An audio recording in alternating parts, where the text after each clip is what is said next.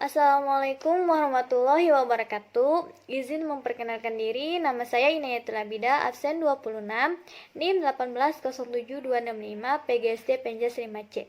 Di sini saya akan membahas tentang makna pendidikan jasmani bagi manusia, fungsi pendidikan jasmani bagi kehidupan, dan permasalahan-permasalahan tentang pendidikan jasmani di sekolah-sekolah dasar, dan jelaskan tentang landasan-landasan pendidikan jasmani.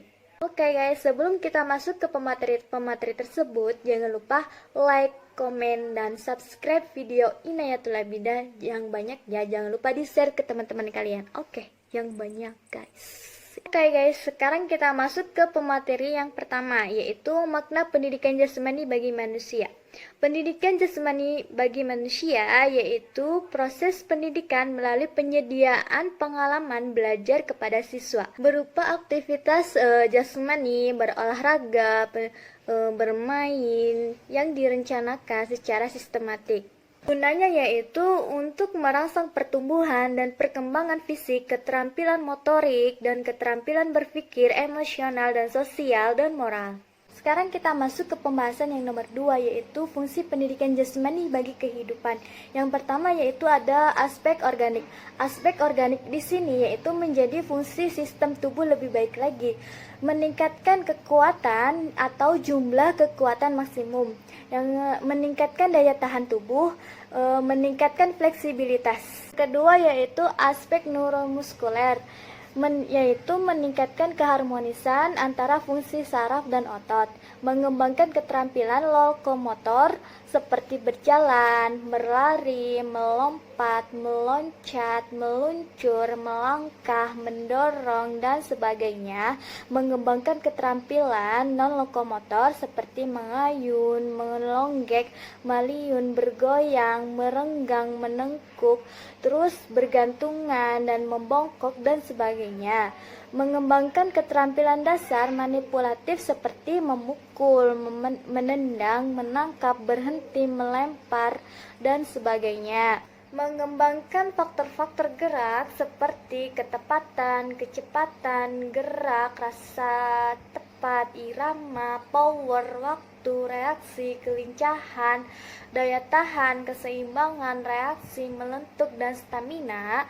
Terus mengembangkan keterampilan olahraga seperti sepak bola, futsal, basket, voli, tenis meja, bela diri, dan sebagainya ya. Yang terakhir yaitu mengembangkan keterampilan reaksi seperti menjelajah, mendaki, berkemah, bersenang-senang, aktivitas yang di luar atau di kelas. 3 yaitu aspek perseptual. Aspek perseptual di sini yaitu mengembangkan kemampuan menerima dan membedakan isyarat, mengembangkan hubungan-hubungan yang berkaitan dengan tempat atau waktu seperti berada di depan, di belakang, di kanan atau di kiri, mengembangkan koordinasi gerak visual seperti melibatkan tangan, tubuh, atau otot-otot kaki, mengembangkan keseimbangan tubuh seperti statis dan dinamis, mengembangkan dominasi yaitu konsisten dalam menggunakan tangan kanan atau tangan kiri atau kaki kanan atau kaki kiri dalam melempar atau menendang,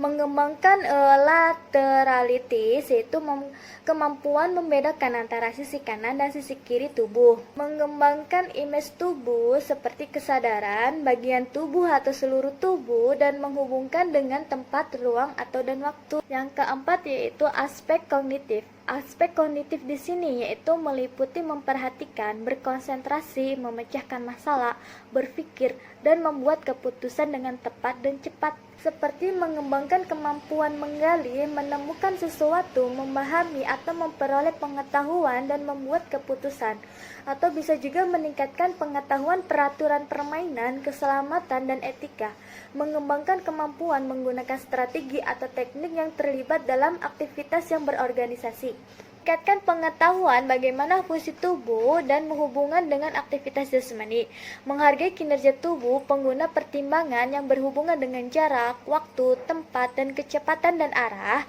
Terus meningkatkan pemahaman tentang memecahkan permasalahan problem perkembangan melalui gerakan. Kelima yaitu aspek sosial. Aspek sosial di sini yaitu diarahkan agar mudah bergaul dengan teman sebaya atau tetangga atau masyarakat luas yang di sekitar rumah. Menyelesaikan diri dengan orang lain dan lingkungan dimanapun berada.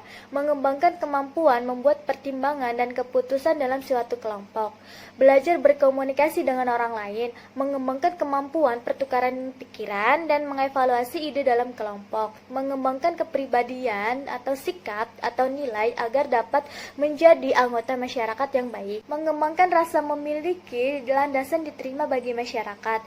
Mengembangkan sifat-sifat kepribadian yang positif belajar menggunakan waktu luang yang berkonstruktif, mengembangkan sikap yang mencerminkan karakter moral yang baik. Yang keenam yaitu aspek emosional. Aspek emosional di sini mengutamakan tanggung jawab serta emosional dalam rasa empati terhadap suatu keadaan, mengembangkan respon yang sehat terhadap aktivitas jasmani, mengembangkan reaksi positif sebagai penonton, melepaskan ketegangan melalui aktivitas fisik yang tepat, memberikan saluran untuk mengekspresikan diri dan aktivitas, menghargai pengalaman estetika dari berbagai aktivitas yang relevan. Oke, sekarang kita masuk ke pemateri yang nomor 3 yaitu permasalahan tentang pendidikan jasmani di sekolah.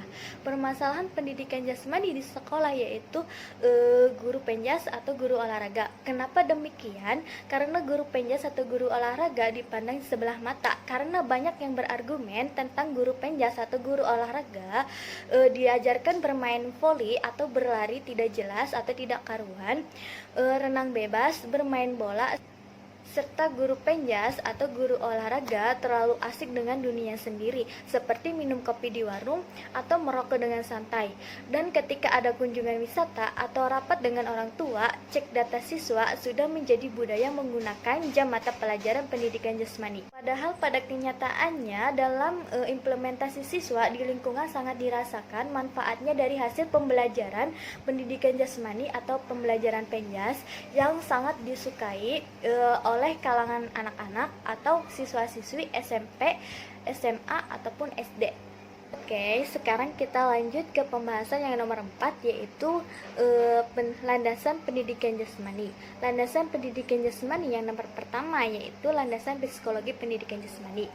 Landasan psikologi pendidikan jasmani di sini adalah pendidikan jasmani lebih menekankan proses pembelajaran pada penguasaan gerak manusia, pemahaman yang lebih mendalam terhadap kecenderungan dan hakikat gerak ini, misalkan melalui teori gerak dan teori belajar gerak, maka kemungkinan anak belajar secara efektif.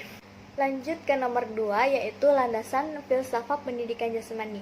Landasan filsafat pendidikan jasmani di sini adalah rekonstruksi aneka pengalaman dan peristiwa yang dialami individu agar suatu yang baru menjadi terarah atau yang bermakna. Oke guys, kita lanjut ke nomor 3 yaitu landasan ilmiah pendidikan jasmani. Landasan ilmiah pendidikan jasmani di sini adalah suatu pembelajaran melalui aktivitas jasmani yang didesain untuk meningkatkan kebugaran jasmani atau mengembangkan keterampilan motorik, pengetahuan dan berperilaku hidup sehat dan aktif, bersikap sportif, kecerdasan emosi, dan memahami kedisiplinan lainnya. Sekian pembahasan dari saya, semoga ilmunya bermanfaat. Bila ada salah kata atau salah perbuatan, mohon dimaafkan ya, kita sama-sama belajar. Semoga ilmunya bermanfaat buat kalian semua. Billahi taufik wal hidayah. Wassalamualaikum warahmatullahi wabarakatuh.